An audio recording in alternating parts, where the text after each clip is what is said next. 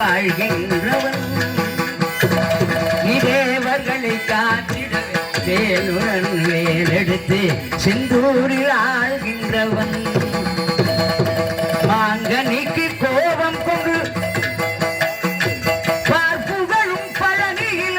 aunty என கோலம்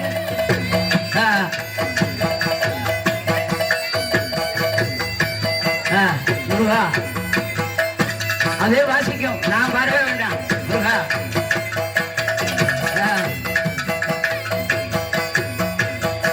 மாங்கனிக்கு கோபம் கொண்டு பார்ப்புகளும் பழனியில ஆண்டி என கோலம் கொண்டவன்